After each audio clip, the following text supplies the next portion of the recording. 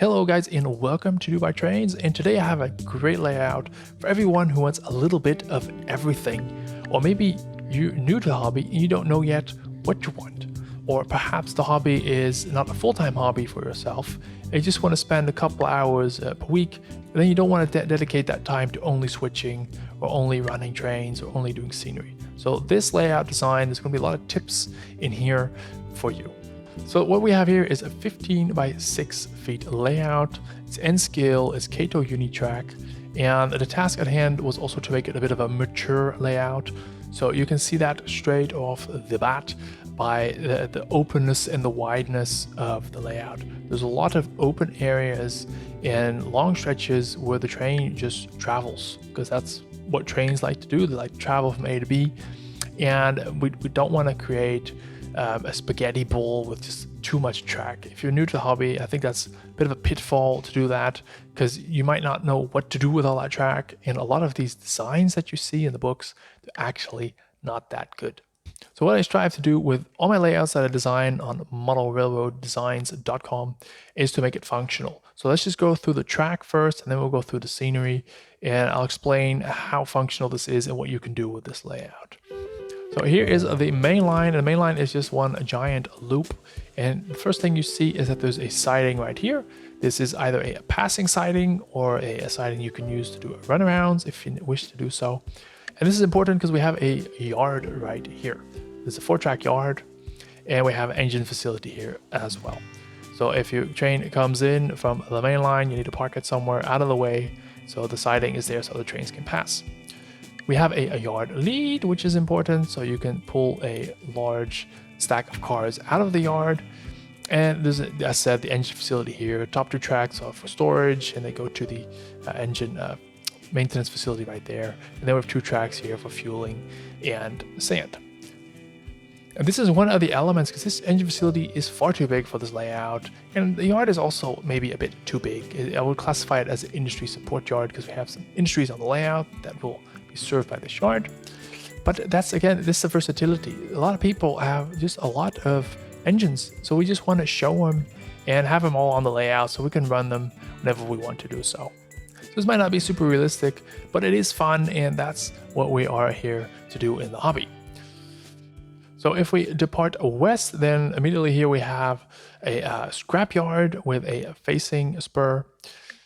And then if we continue, we go up a grade here up to the second deck. And that's nice because it gives some elevation. A lot of folks want that, to have a bridge, 2 tracks crossing each other. That's nice. Then here we have a trailing spur into like equipment dealer, bit of a rural setting. They deliver, sell equipment, anything from tractors. They have some wood, some lumber there as well. And we continue up here, and we go behind the yard. We have quite a long run, as you see. We go over a trestle right here, over a valley, over the road, and then we come to one of the more switching orientated areas. So let's just have a look at what we see right here. First, we have an interchange track. That's right here. This connects to another railroad. Here, fictively, of course, it doesn't lead anywhere, but this is a great place to add or to take cars off of the layout.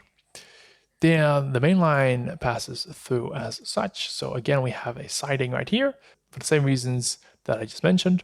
So if you found this video useful this far, please hammer the like button on the video so other people can also find it, and that way I also know that you enjoyed the video. Moving on. And then this turnout leads to a larger industry area. And note we have a one big industry right here, paper mill, with this track that leads into the building for loading and offloading.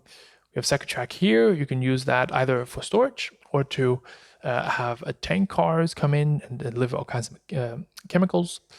And then we have a third track right here that's for either a oil dealer, or this can be part of the facility and there'll be a power plant that uses oil. Note that all these spurs coming in from the west are facing. And then we have a one trailing spur right here, connecting to a storage warehouse building, and one trailing spur right here that goes into this team track slash transloading track slash facility slash. And that's it. Then we head back down the grade. Just behind this industrial area, We cross the road several times, cross a nice big bridge right there, and then we're back at the yard. So how would you then operate this layout, I hear you ask? Well, it's quite easy. There's just some examples of some jobs. You can have one dedicated job.